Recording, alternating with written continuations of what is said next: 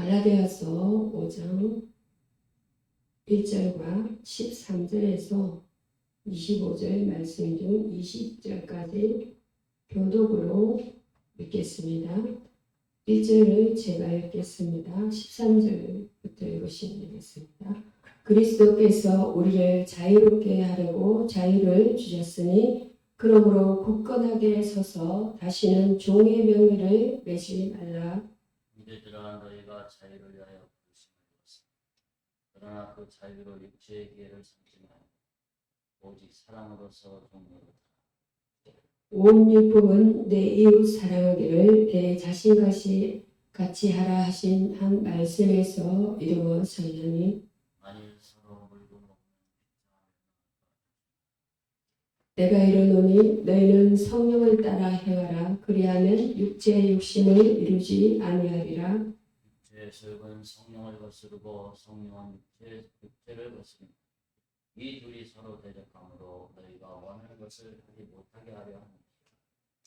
너희가 만일 성령이 인도하시는 바가 되면 율법 아래에 있지 아니하리라. 육체의 일은 분명하니 분명과 어려운 것과 우세 합독으로 읽겠습니다. 우상 숭배와 주술과 원수 맺는 것과 분쟁과 시비와 분냄과 당지는 것과 분열함과 이단과 마지막 절 25절을 합독으로 읽겠습니다. 시작. 만일 우리가 성령으로 살면 또 성령으로 행할지니 아멘. 행할지니 오늘의 본문 말씀은 본문 내용은 복음에 대한 바울의 변호입니다. 갈라디아서 말씀 5장입니다. 첫 번째로 5장 1절과 13절에서 25절 되겠습니다. 첫 번째로는 자유케 하시는 하나님의 성품입니다. 그런데 우리가 진정한 자유란 무엇인가에 대해서 말씀해 보고자 합니다. 갈라디아서 5장 1절은 이렇게 선포합니다. 그리스도께서 우리를 자유롭게 하려고 자유를 주셨으니 그러므로 굳건하게 서서 다시는 종의 멍에를 매지 말라. 여기서 말하는 자유는 단순히 하고 싶은 대로 하는 무질서가 아닙니다. 오히려 하나님께 속한 존재로서 죄의 권세에서 해방되어 진리 안에서 자유롭게 사는 것을 의미합니다. 하나님의 성품은 자유를 주시는 사랑의 성품입니다. 애굽의 종살이에서 이스라엘을 건지시고 바벨론 포로에서 회복시키신 그 하나님은 오늘날에도 죄와 사망의 굴레에서 인생을 자유케 하시는 구속자이십니다. 이는 단순히 죄의 용서만이 아니라 삶의 방향 전환을 뜻합니다. 우리를 얽매이게 하는 두려움과 담심과 엄란함과 정오의 멍에를 끊으시는 분이 바로 예수 그리스도이십니다. 성경 속 인물 중 바울 자신이 그 생생한 증거입니다. 바울은 과거에 교회를 박해하던 자였으나 다메섹 도상에서 예수님을 만나 진정한 자유를 경험하게 됩니다. 그 후 그는 육체의 열심이 아닌 성령 안에서의 사명자로 살아갑니다. 현대의 이하로 1963년 마틴 루터 킹 목사의 I have a dream 연설을 떠올릴 수 있습니다. 그는 인종차별의 사슬에서 해방돼야 함을 외쳤지만 그 건재에는 기독교 복음이 말하는 인간 존엄성과 자유의 가치가 있었습니다. 단지 정치적 해방이 아니라 영혼의 자유를 추구한 것입니다. 여기 이 말씀을 우리의 삶에 적용해 본다면 성령께서 주시는 자유는 내가 원하는 대로의 방종이 아니라는 것입니다. 아니라 하나님께 속한 거룩한 자유라는 것입니다. 거룩한 자유입니다. 우리는 다시 죄의 명예를 메고 있는 것은 아닌지 돌아봐야 할 것입니다. 회개해야 할 부분은 우리가 이 부분을 보겠습니다. 자의를 오해하여 죄를 허용한 내 습관들이라는 것입니다.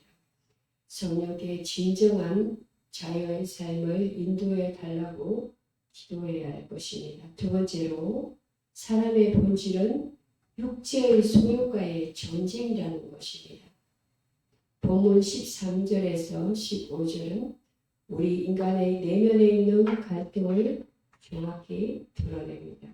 육체의 기회를 삼지 말고 오직 사랑으로 서로 종노릇하라. 우리가 자유라고 들으면 오래 하고 싶은 대로 하는 것으로 오해합니다. 그러나 바울은 육체의 자유는 곧 서로를 삼키는 파괴로 이어진다고 경고합니다.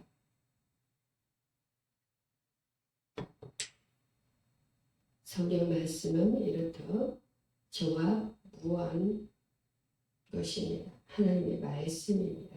사람의 본질은 성경이 말하듯이 죄로 인한 타락한 존재입니다. 선한 의도도 의지도 있지만 죄된 욕망이 주도권을 잡기 쉬운 상태라는 것이죠. 그것이 바로 19절과 21절에 나오는 육체의 일들, 즉 엄행과 더러움과 우상 숭배와 분쟁과 시기와 분냄 등입니다. 이 중에 하나라도 나는 상관없어라고 말할 수 있는 사람은 거의 없다라는 것입니다. 이 부분에서 우리는 창세기에 가인을 떠올릴 수 있을 것입니다. 하나님은 그에게 창세기 4장 7절 말씀을 주셨습니다. 죄가 묶음에 엎드려 있으나 너는 죄를 다스릴 지내라 라고 경고를 주셨습니다. 그러나 가인은 질투와 분노의 감정에 휘둘려서 결국 어떻게 됐습니까? 동생을 죽이게 됩니다. 우리 지금 현재 북한의 그 김정은도 보십시오. 자기 형제를 죽이고 자기 혈족을 권력 때문에 죽이지 않습니까? 그렇죠? 인간의 본질은 그만큼 사악한 것입니다. 자기 감정과 욕망에 취약한 존재라는 사실을 성경은 반복적으로 알려주고 있습니다. 그들의 이 복음을 알아들으면, 복음을 받아들였다면 그런 일을 자행할 수 있었겠습니까?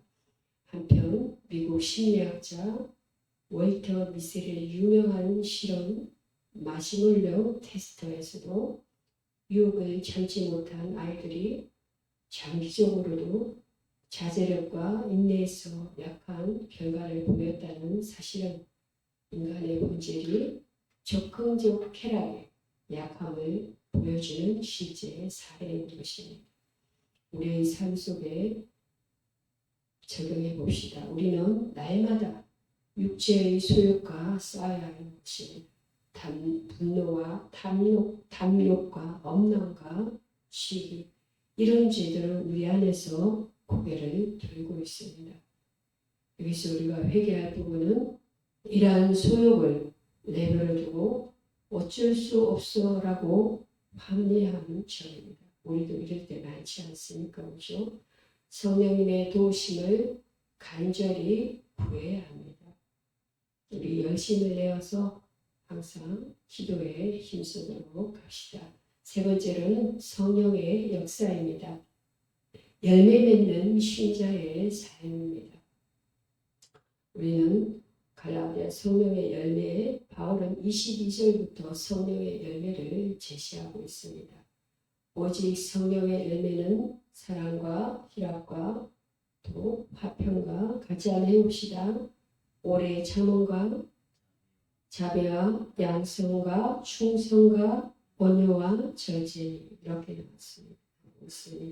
이것은 단순한 도덕적 체크리스트가 아닌 것입니다. 아닙니다. 성령께서 우리 안에 거하시며 변화시킬 때 나타나는 외적 증거라는 것입니다. 여기서 주목할 것은 열매가 단수가 아니라 복수처럼 나열되어 있지만 원어로는 하나의 통합된 열매입니다. 그렇죠? 사랑만 있고 절제는 없다. 아니죠. 그것은 반쪽짜리 열매라는 뜻입니다. 성령은 균형 잡힌 성품의 열매를 맺게 하십니다. 구약의 요셉을 한번 떠올려 보십시오. 그는 유혹 앞에서 절제했고 형제들을 사랑하며 용서하며 사랑했고 애굽의 국정을 운영하면서 충성스럽게 일했습니다. 이렇게 믿는 사람은 하나님의 사람은 다른 것입니다. 하나님의 사람의 삶은 다른 모습을 보여주고 있습니다. 이것이 하나님의 성품인 것입니다. 그의 삶 자체가 우리도 이렇게 하나님의 성품을 닮아가야 하십니다. 성령의 열매로 가득한 인생이었습니다. 누구를 원망하거나 형제를 원망하거나 이렇게 하지 않고 하나님의 마음으로 품고 사랑하고 용서하고 그리고 유혹 앞에서 담대히 또 헤쳐나가고 절제했던 것입니다. 우리 현실의 예화로는 사람은 무엇으로 성장하는가 정체성님의 2020년도에 책에 소개된 내용이 있습니다.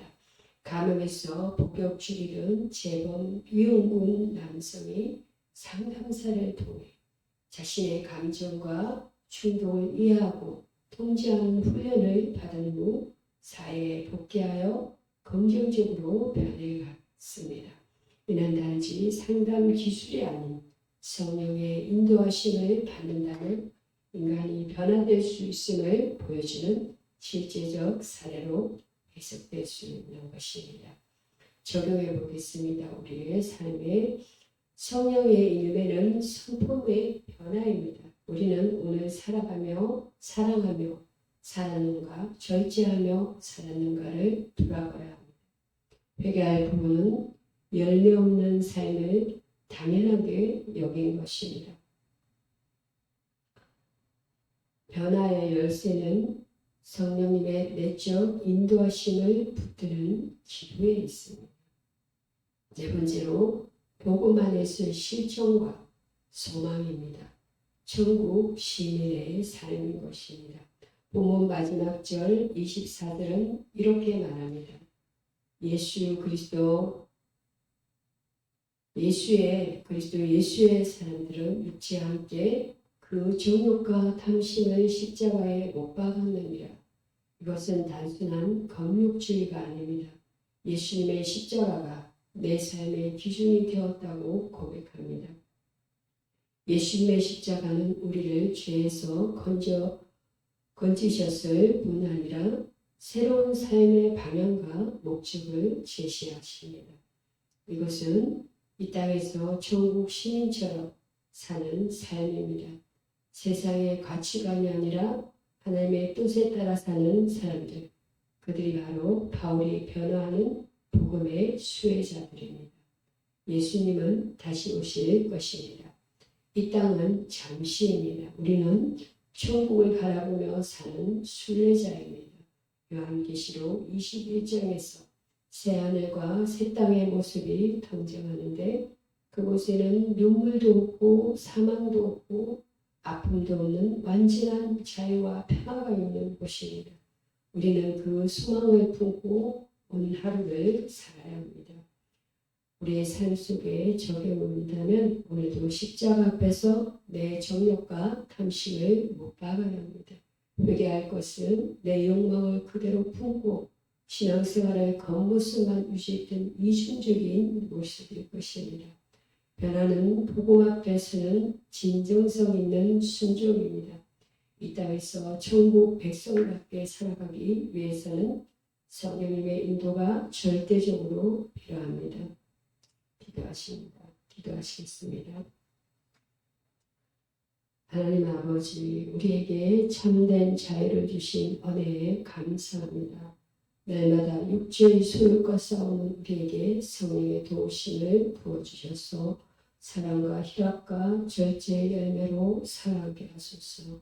복음의 능력으로 우리의 정욕과 탐심을 십자가에 못 박게 하시고 성령 안에서 오늘도 주님 다시 오실 그날까지 천국을 향한 길을 걷는 우리가 되게 하소서. 예수 그리스도의 이름으로 기도드립니다. 아멘.